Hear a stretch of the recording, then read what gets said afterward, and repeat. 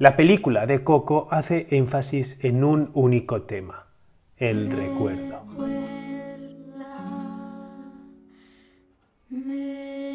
El recuerdo de nuestros seres queridos, porque eso es lo que los mantiene vivos en la tierra de los muertos. Y porque sobre esa memoria se construyen las nuevas generaciones. Solo al resolver el pasado es cuando Miguel puede por fin ser músico libremente. Escúchame, soy Miguel. La nueva generación con el apoyo de las anteriores. Y como todo lo que suele hacer Pixar, cogen un concepto y lo aplican en cualquier pequeño rincón de la película, por muy pequeño que sea y aunque se vea en un único frame. Dedican mucho esfuerzo que tal vez solo ellos acaban sabiendo. Por ejemplo, ¿te habías fijado en que el concepto de la calavera aparece hasta entre edificios? En Coco explican el tema, la memoria, el recuerdo, con el recurso fácil de explicar la tradición del Día de Muertos. Pero lo hacen también a través de una forma menos evidente, a través de su arquitectura. Y es algo que apenas se ve, pero el mundo de los muertos es un paseo por la historia de la arquitectura mexicana.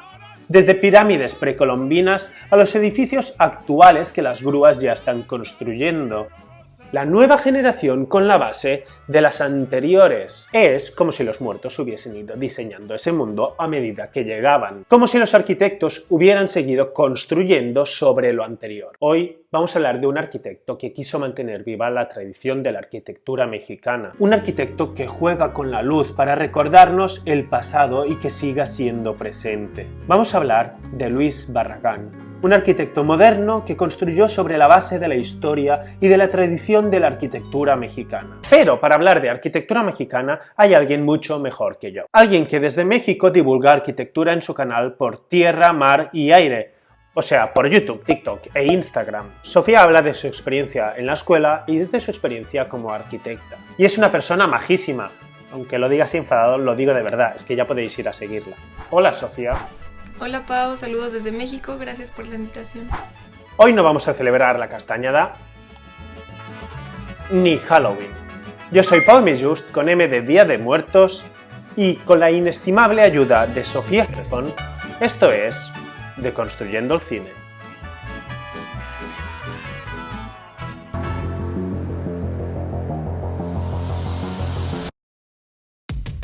A ver, déjame decirte antes que no existe un estilo de arquitectura mexicana. México es un país muy rico en cultura, en tradiciones, en historia, gastronomía, hasta en ecosistemas, y estamos de acuerdo que todo esto influye en la arquitectura. Pero la pregunta aquí es, ¿los creadores de Coco sí tomaron esto en cuenta? ¿De verdad es así México o solo son estereotipos?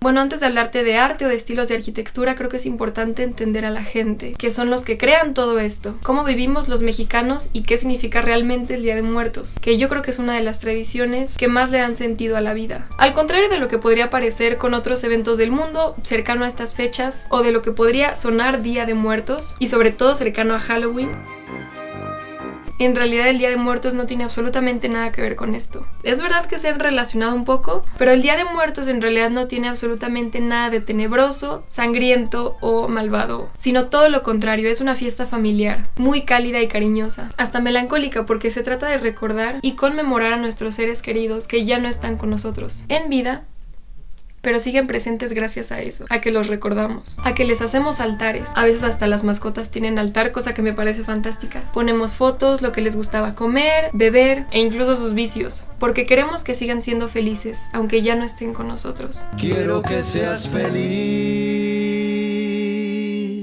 aunque no sea conmigo.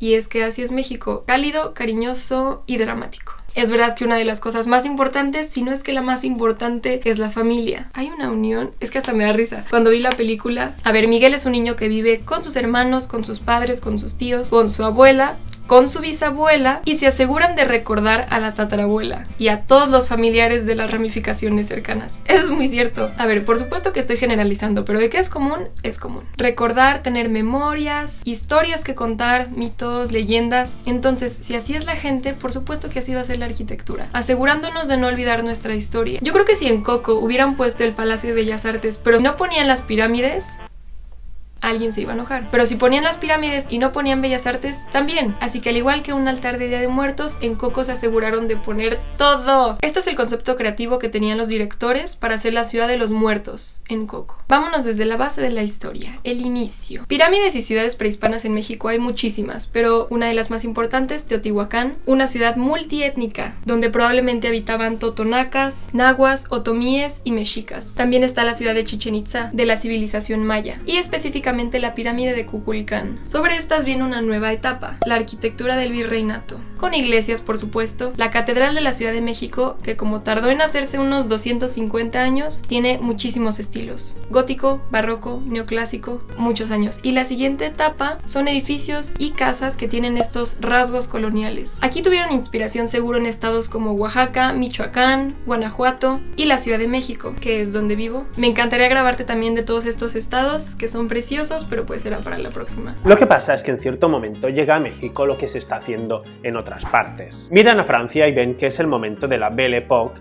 y empiezan a imitarlo, como todo el mundo hacía. Llega a México el Art Nouveau.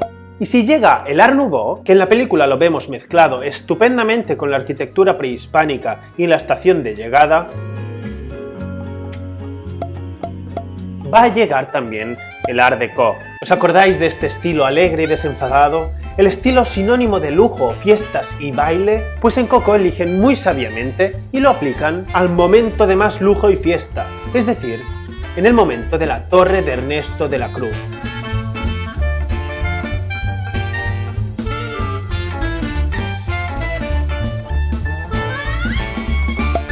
En la película toman como referencia el Palacio de Bellas Artes y el Palacio Postal, de estilo neoclásico, pero ya son de la época del Porfiriato, o sea de inicios de 1900. Entonces también tienen Art Deco y Art Nouveau, ecléctico y muy impresionante. Mármol, acero, hierro, cristal, bronce, son los materiales que caracterizan esta época. Durante la Revolución Mexicana llegan las vanguardias, no solo con su crítica social, sino que vienen de la mano con una renovada tradición indígena mexicana. Basta ya de imitar lo que se hacía fuera. Vamos a buscar algo realmente mexicano. Desde este punto, se mira atrás o se mira abajo si estás en la Torre de la Tierra de los Muertos y ves todo aquello sobre lo que has construido, tu pasado y memoria. Ven arquitectura prehispánica y colonial.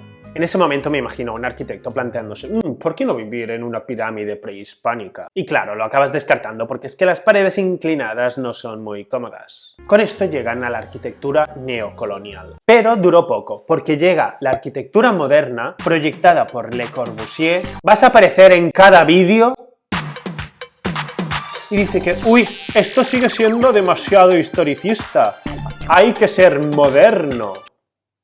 El siguiente nivel es la arquitectura después de la Revolución Mexicana. Mampostería, concreto y el funcionalismo abunda. Pero eso sí, con los colores vivos y brillantes que caracterizan a México. Había una cierta incomodidad con esa arquitectura tan pura, blanca y neutra, tan desapegada del lugar que tiene la arquitectura moderna. Vale, el funcionalismo está muy bien, pero estamos en México, no en Francia, pues en todo este caldo de cultivo es en el que creció Luis Barragán. ¿Entendéis ahora por qué era un arquitecto moderno, pero que a la vez recuperó la tradición? Luis Barragán nace en una rica familia mexicana en 1902. Los llantos de ese recién nacido casi coincidieron con la colocación de la primera piedra del Palacio Postal que nos explicaba Sofía. Pero él se crió entre haciendas y grandes extensiones de terreno de Jalisco. Primera influencia para Barragán, la hacienda. Él, harto de esa arquitectura que imitaba lo que ocurría en París, se va a París. Pero allí conoce la obra de Ferdinand Bach. Fijaos en esto y fijaos en cómo influyó en su obra. Es que es maravilloso. Pero no solo eso, se va al Mediterráneo y empieza a tomar sus propias referencias de Marruecos, con formas sencillas, de la Alhambra y el Patio de los Mirtos, de Córdoba, pero él sigue siendo mexicano. Va a tomar los colores de esa arquitectura colonial, pero también referencias de esa hacienda de su padre. Va a empezar a usar el zaguán, esas grandes puertas con algo de espacio que te hacen más amable la separación entre exterior e interior. Los grandes muros pesados, los bebedores. En resumen, se va a buscar el origen. La suma de todo esto es, por ejemplo, la Casa Cristo o la Casa Efraín González. Todo esto está muy bien. Pero Barragán aquí se está montando su propio mundo de referencias. Pero le falta una chispa, algo de innovación. Y es aquí cuando lee Le Corbusier. La arquitectura es el juego sabio, correcto y magnífico de los volúmenes bajo la luz.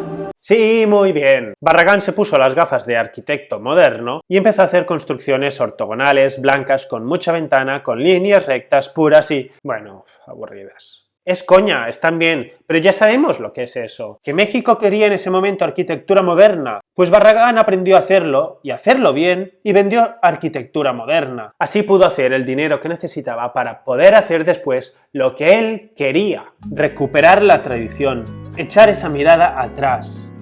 Solo conociendo los orígenes, con la tradición, podía ser el Barragán poético. Pero solo con la innovación moderna, con lo que aprendió del presente, podía ser el Barragán que conocemos. Arquitectura vernácula y arquitectura moderna se dieron por fin las manos en el Barragán más personal.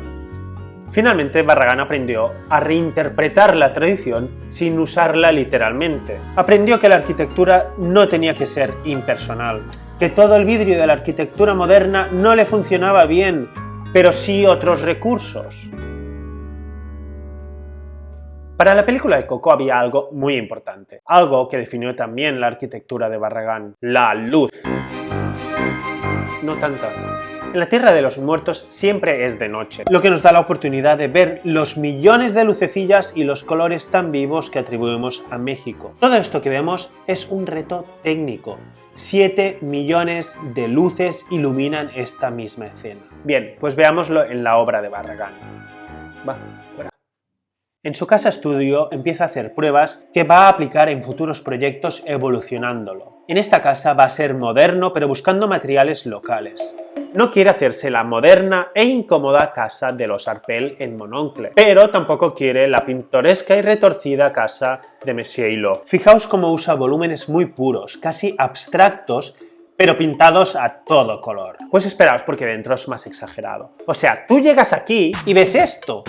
Que Barragán quiere cerrarse a la calle porque le parece agresiva y prefiere abrirse a los patios. Y entonces se te abren enfrente un montón de muros de color amarillo, rosa mexicano, juegos de luces, sombras y reflejos. Lo que obsesionaba a Barragán es la intimidad. Por eso los grandes muros en fachada y usar la luz para dejar zonas muy brillantes y otras más oscuras. Por hacer espacios pequeños que te indican no pases y otros más grandes que te invitan a entrar. O sea, Barragán juega y lo piensa todo para que te sientas de una manera muy concreta, para que te sientas bien. Es que no sé ni cómo explicarlo, es demasiado bonito. Por ejemplo, le encanta hacer muros altos que no lleguen al techo, porque eso hace que te quieras mover e ir a ver qué está pasando allí, porque permite que la luz y los espacios estén conectados entre sí. Sabe usar la luz para crear movimiento, intimidad y emociones. Y si sabe usar la luz, sabe usar el color, porque la luz modifica el color. Algo que hacía es construir y después elegir el color. Y lo hacía en ocasiones con la ayuda del pintor Chucho Reyes.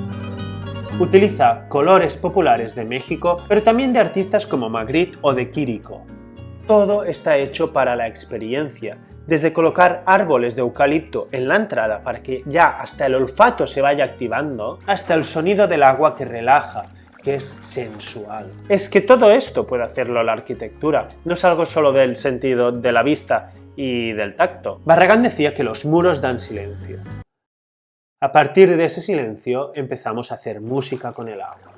Después la música nos envuelve. Y si no es suficiente, si hace falta, hasta se inventa la necesidad de un muro que no aguanta nada y lo sitúa aquí por gusto, por cómo hacer reaccionar al espacio, la luz, el color y el agua. Literalmente es por amor al arte. Todo esto le da un aire moderno y abstracto a la obra de Barragán, pero que no me podéis negar que al verlo sabéis que esto es México y que la tradición está presente aquí. Ya por último, hasta el final y construyéndose aún, está el siglo XXI, con grandes rascacielos y al igual que acá, entre los vivos, la ciudad de los muertos también sigue en construcción, porque no es una ciudad antigua o que esté atorada en el pasado, se seguirá construyendo, al mismo tiempo que nosotros los vivos seguimos construyendo nuestras ciudades. Es una película que me encanta, que de hecho, como dato curioso, tardaron años en hacer la investigación, un guión que se adecuara a la manera de cómo pensamos nosotros y de cómo ha sido nuestra historia, pero creo que es fascinante. Esto es de lo último que vemos de la Torre de Babel mexicana, que es Coco. Pero como dice Sofía, la torre sigue construyéndose.